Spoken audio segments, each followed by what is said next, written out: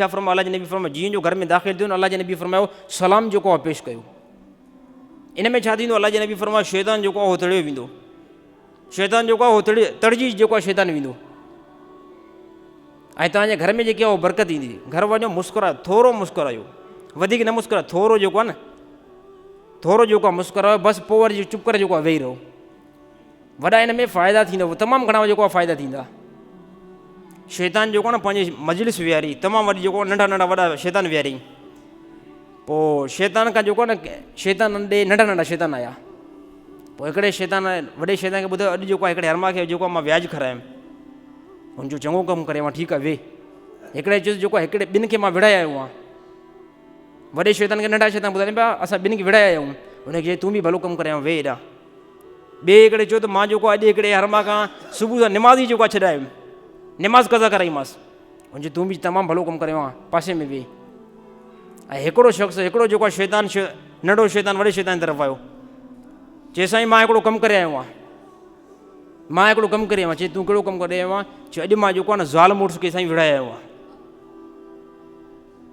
ज़ाल मुड़ुस खे जेको आहे मां विढ़ाए आयो आहियां। हुनखे छा कयईं, हुनखे चई शाबाश हेॾे हेॾे हेॾे मुंहिंजे भरिसां वेह, करीब बि विहारियईंसि। सभिनी खे चवंदो आहे ए कमु वक़्तु निभागऊं, तव्हां निमाज़ छॾायो, उहा निमाज़ उन माण्हू ताईं महदूदु, कंहिंखे ठीकु आहे व्याज खारायो उहो व्याज उन माण्हू ताईं महदूदु।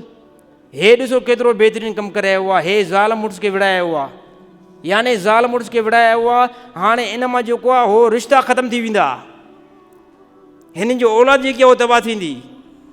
हुनखे चवनि निभागऊं तव्हां बि जेको आहे इन जहिड़ो कमु कयो, इहो कमु बि करायो, इहो बि चङो कमु आहे। पर हे जेको कमु करे आयो आहे न, जेको ज़ाल मुड़ुस खे विढ़ायो आहे, तमामु वॾो जेको आहे कमु करे आयो। अॼुकल्ह जेको असां हिन रिश्तनि जो जेको आहे क़दुरु कयूं नथा।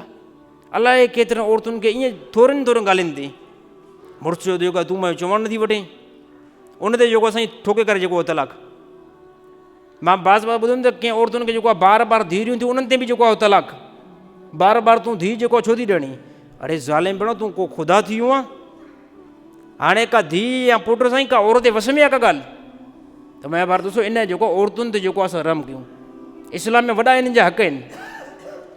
अलाह जे नबी जीअं मर्दनि जा हक़ ॿुधाया नी, औरतुनि जा बि अलाह जे नबी ॿुधाया। अलाह जे नबी फरमाए इंसानो मां तव्हां सभिनी खां बहितर आहियां, मां तव्हां मां सभिनी मां जेको आहे भलो आहियां। अलाह जे नबी फरमाए ॿुधायां छाजे करे? अलाह जे नबी फरमाए मां पंहिंजे अहल सां तमामु भलो हलंदो आहियां। अलाह जे नबी वरी ॿीहर फरमाए, अलाह जे नबी फरमाए ए साहिबा तव्हां मां भले में भलो, तव्हां मां भले में भलो, तव्हां मां भले में भलो ए साहिबा उहो आहे जेको पंहिंजे घर सां जेको आहे बहितर मामिलो करे थो। इहो तव्हांजे इंसान मां सभिनी मां जेको आहे न उहो बहितरीनु जेको आहे उहो इंसानु आहे। त मैं बार ॾिसो घर वारनि सां जेको असां बहितर ऐं जेको आहे न सुहिणो जेको आहे सुलूक इख़्तियार कयूं।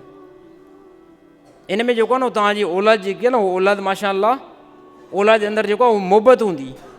ज़ाल मुड़ुस जे अंदरि मोहबत आहे, सुभाणे औलाद जे अंदरि बि जेको आहे मोहबत हूंदी।